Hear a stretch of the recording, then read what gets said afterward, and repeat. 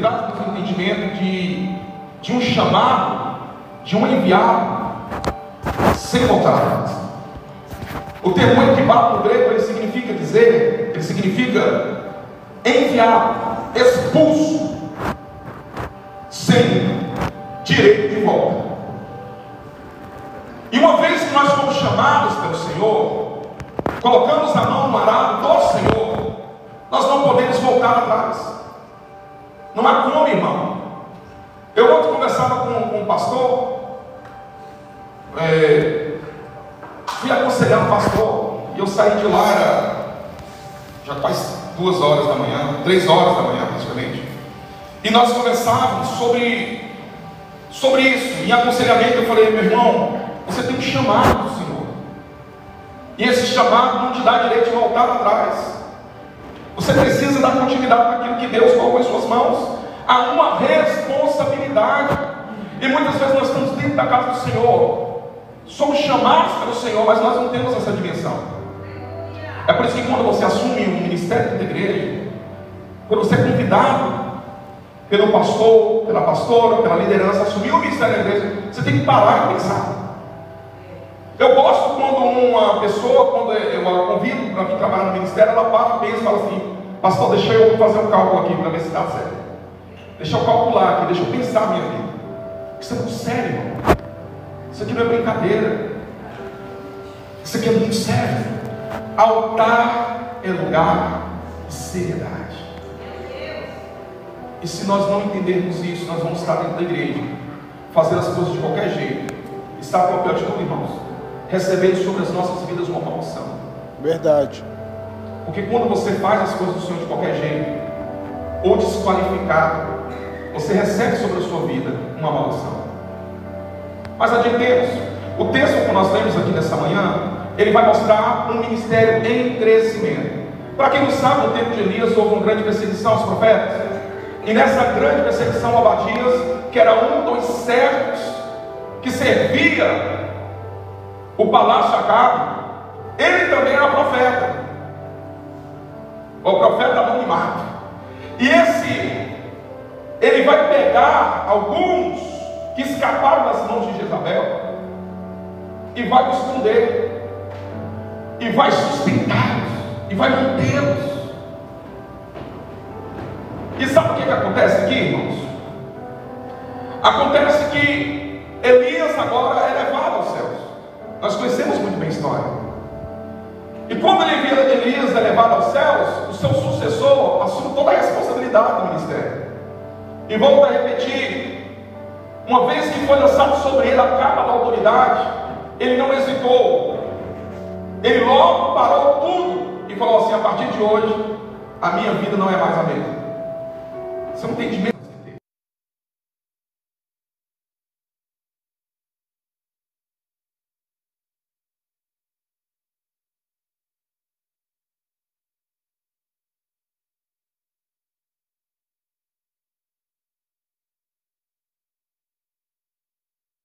Quando houve uma palavra, obreiro, quando houve uma palavra dura, que ele sente dura de um pastor, já no dia que ele pedir carta da igreja, ir embora, sumir, faz birra, passa dia sem ir na igreja, não tem celular, porque o pastor trouxe uma palavra que ele julgou dura demais para ele.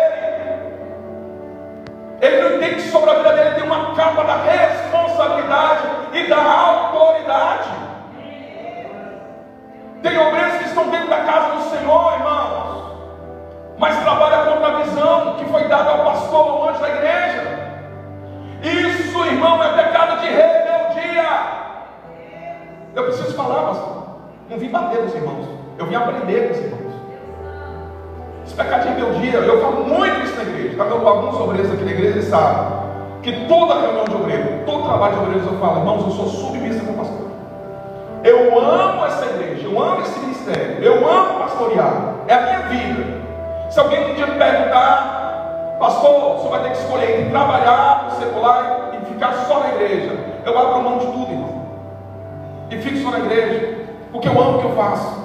Mas se meu pastor chegar agora à noite, lá, hoje à noite, falar: pastor João, a partir de hoje você não é mais o pastor dessa igreja, eu estou enviando para cá um melhor do Senhor, e tem aqui, tem melhores do que eu estou enviando um melhor para o senhor, eu preciso do senhor lá na sede. E sabe o que o senhor vai fazer na sede? O senhor vai cuidar de limpar dos bancos da sede. Eu tenho que entender que eu tenho um chamado. E ao mesmo tempo que eu tenho um chamado, eu tenho uma autoridade que está sobre mim. Isso, pastor, é igual a gente errando o condicionamento dele. É em Deus. Entende isso? Mas vamos adiantar o texto, vamos para o texto. Aqui nós temos um ministério em crescimento.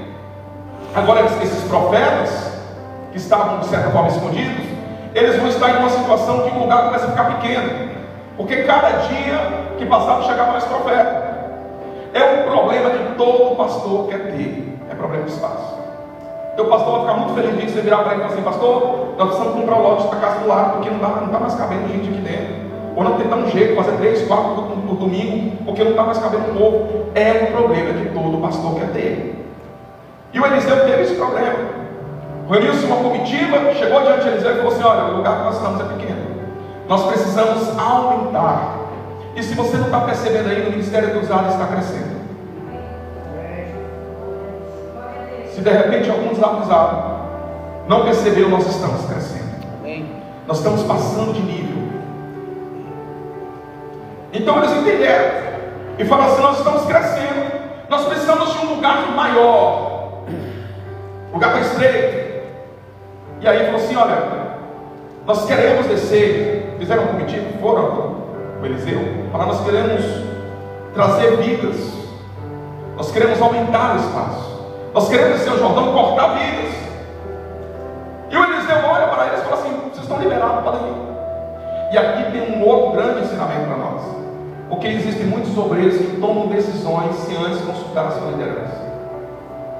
Eles olham para uma situação e falam assim: eu tenho autoridade suficiente para fazer algo, e às vezes é algo que vai envolver um custo, vai custar algo, e ele sai tomando decisões sem consultar a liderança.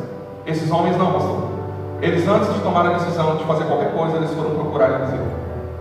Eles vão dizer: nós estamos crescendo, nós precisamos de um espaço, nós temos uma ideia, nós vamos querer descer o Jordão, cortar vidas para aumentar a tenda, aumentar o espaço. E o Eliseu disse assim: vamos, vocês estão liberados aqui. Mas aí ele foi aquele mais ousado, e eu gosto de obreiros assim, que ele fala assim: o Eliseu, meu senhor, serve de vir conosco, vamos conosco ao Jordão. E o Jordão representa para Eliseu transferência de autoridade. Porque o primeiro milagre que acontece após ele receber essa capa da autoridade foi ele abrir o Jordão. Você está entendendo? Que muitas vezes Deus vai nos levar onde tudo começou. E Eliseu, ele não hesita em falar: eu irei. Desculpa, eu irei.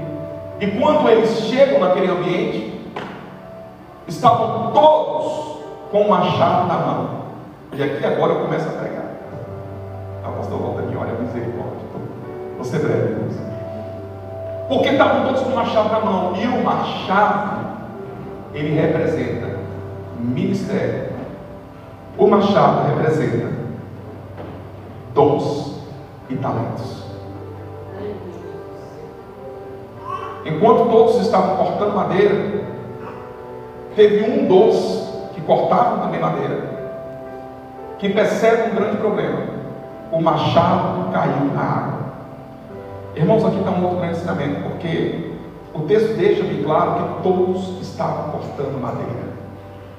Existem muitos obreiros, irmãos, que eles têm uma responsabilidade dentro da igreja, mas ele deixa que o seu irmão corte a madeira dele e a madeira do outro. Eles têm a responsabilidade, eles sabem que a responsabilidade dele aqui nos cultos, mas ele simplesmente não faz. E aí fica pesado para o irmão, que muitas vezes tem que pegar o machado e cortar mais de uma vida, tem que sair pegando vida, tem que sair cortando. A dar a responsabilidade dele é do irmão que não fez. Aqui não, todos cortavam madeira. Obrigado.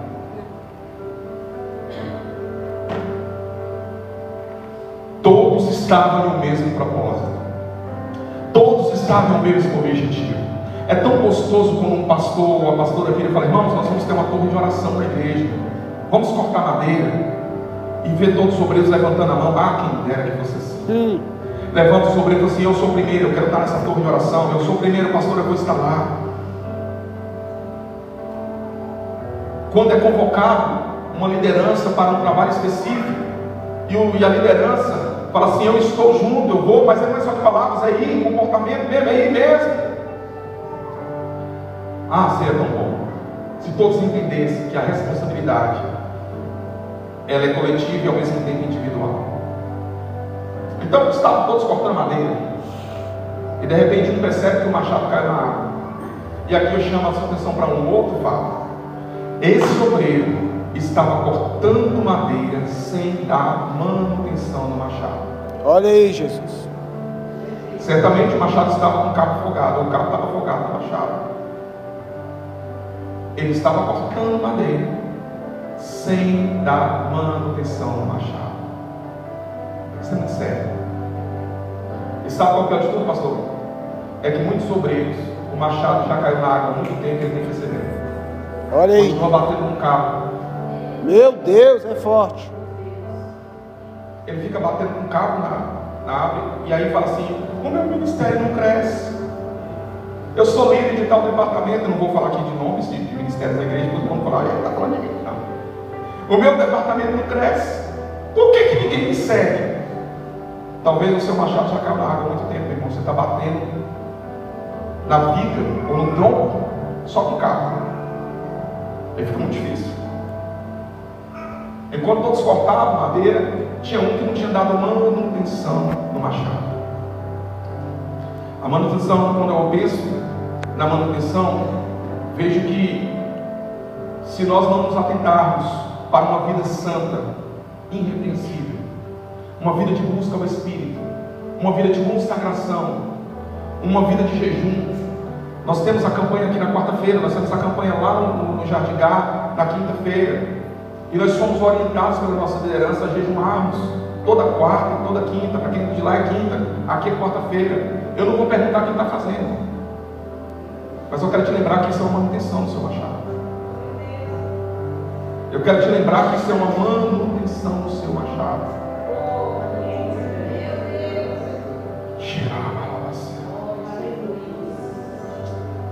E muitas vezes nós estamos batendo, a obra está em crescimento, nós temos a responsabilidade de levar a nossa vida nas costas, mas nós estamos batendo.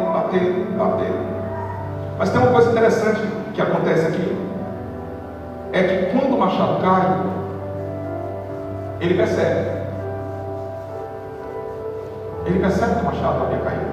Ele estava só com o cabo do machado nas mãos. Sabe o que acontece? Quem ele vai procurar? Ele vai procurar Eliseu. Tem muitos obreiros que o machado já caiu. Ele até percebe, mas ao invés de ele vir procurar o Eliseu da igreja, ele vai comentar com outro irmão sobre os problemas do seu ministério, acusar a sua liderança, acusar os liderados. E ele não percebeu aonde caiu o machado. Ele procura Eliseu, e quando ele procura Eliseu, ele fala assim: ai meu Senhor, o machado caiu, e o machado era emprestado. Aqui é um outro grande ensinamento que nós temos, porque os dons que você carrega, eles não são seus. Um dia nós teremos que dar conta, pastor, verdade, de toda a obra que nós realizamos para o Senhor. Os dons que você carrega, eles não são seus. Muitas vezes nós achamos que, e a gente vê muita pessoa: o meu ministério, e esse meu egocentrismo grande, o meu chamado, o meu dom.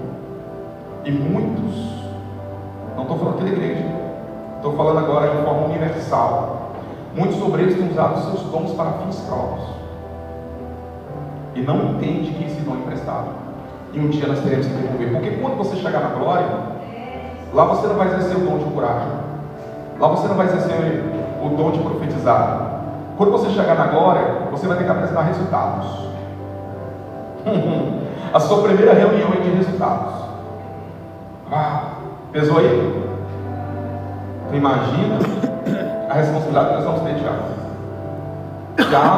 o sucessor do pastor vai estar aí, vai ter que apresentar as obras. Isso é sério? Isso é muito sério, isso é de pensar. Isso é de trazer um grande tremor e temor pelo tamanho da responsabilidade que nós carregamos. Ele percebe que o machado caiu, pastor. E quando ele percebe, ele fala assim: não era meu, era emprestado. O profeta vai olhar para ele e vai falar assim: aonde caiu? E hoje o Espírito Santo de Deus está perguntando para obreiros que talvez estejam se identificando com essa mensagem: aonde o machado caiu? Aonde você permitiu que outros sentimentos dominassem o seu coração? E ao mesmo tempo que nós estamos falando disso, nós estamos falando de uma vida de santidade. Porque o obreiro que não tem vida de santidade, o machado dele já está na água. O obreiro que não entende que a vida dele precisa. E quando nós vamos estar 12 semanas falando sobre o mesmo assunto: santificação. 12 semanas falando sobre santificação. Eu não quero crer que nós, ao finarmos essas 12 semanas, ainda vai existir obreiros convidando.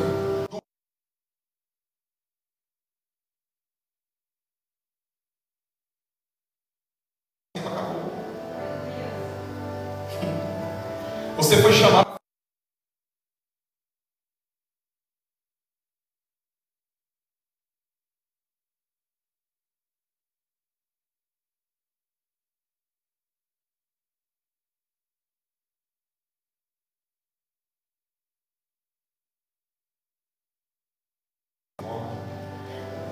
Um dia eu estive no lugar dele, eu não entendia, hoje eu entendo. Hoje foi desvendado os meus olhos, hoje eu consigo ver. Ele apresenta, fala assim: olha, caiu, foi exatamente ali. É tão interessante o texto, porque não poderia ter vindo todos aqueles filhos dos profetas, e falar assim: vamos fazer uma vaquinha, cada um dá 50 centavos, e vamos comprar um machado novo e devolver para o dono do machado. Não seria talvez mais fácil? O lógico.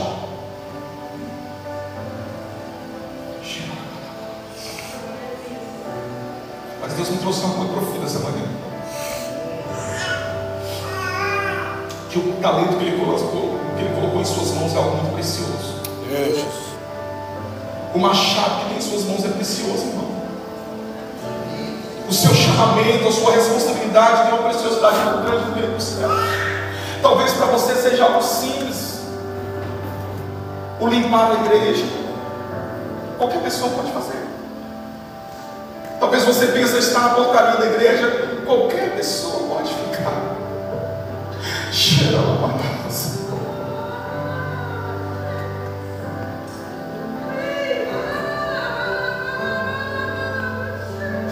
Mas a sua responsabilidade é grande.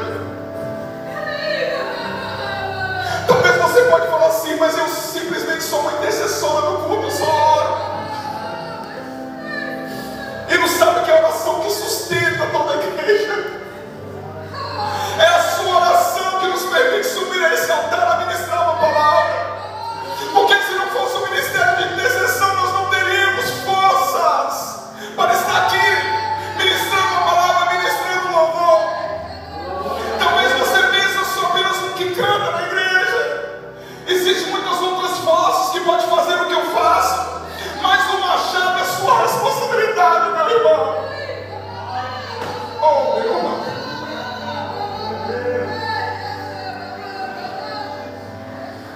O machado é sua responsabilidade.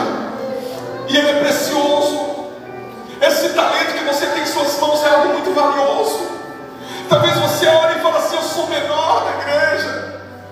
Talvez você olhe para a sua vida hoje e fale assim: eu simplesmente, se eu for ao culto, não vou nem sentir falta, porque eu não estou fazendo nada. Deixa eu falar uma coisa para você: o seu machado faz a diferença cortando vigas na casa do Senhor. O seu machado é importante, e só você pode cortar essa viga. Deus chamou você para esse ministério. Deus chamou você com essa responsabilidade, meu irmão. Deus chamou você para dar frutos, meu irmão. Não pare de cortar. Eles poderiam ter se reunido e falar: vamos comprar um machado novo para esse menino, para ele não ficar em dívida com o rapaz porque ele pegou emprestado. Mas não. E sabe o que é o mais lindo da história? Eu estou finalizando agora. Sabe qual é o mais lindo da história? É que eles sabiam que tinha caído. E ele aponta, caiu ali. O homem de Deus pega um galho e ele joga sobre as águas. E sabe o que vai acontecer? O machado vai flutuar. Aleluia. Você acha que Eliseu colocou a mão no machado? Eliseu chamou o rapaz que havia deixado o machado cair e falou: estenda sua mão e pega o machado. Glória a Deus. A sua responsabilidade, o outro não pode fazer. O que Deus colocou em suas mãos é responsabilidade sua, amigo. Eu faço parte do ministério de mídias da igreja, mas se eu não estiver lá, qualquer outra pessoa pode fazer. Mas o machado é a sua responsabilidade. Meu Deus. Eu faço parte da liderança de jovens da igreja, mas eu estou bem assim. Deixa o pastor fazer. O machado é sua responsabilidade. E se o machado cair nessa manhã, se o machado está nas águas nessa manhã, é amanhã que nós temos que fazer uma reflexão.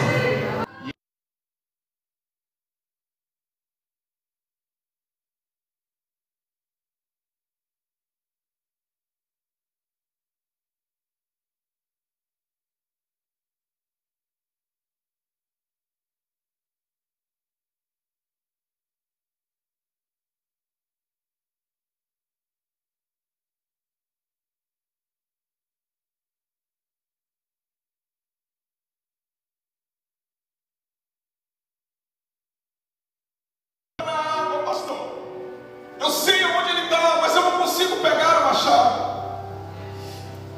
E a autoridade que está sobre o Eliseu dessa época, que é o seu pastor, ele vai orar por você. E o que parecia ser perdido, está perdido. Deus vai colocar outra vez em suas mãos. Amém. Glória a Deus. O que para você já não tem mais jeito, o que para você tenha sido um perca, hoje, essa manhã, é o dia, é o momento que Ele trouxe você aqui para dizer: o machado vai flutuar. Tudo que você precisa é reconhecer aonde esse machado caiu. Porque se você não reconhecer, você vai continuar batendo com o cabo do machado em vigas e não vai acontecer nada. Você vai ter nome de que vive, mas está morto.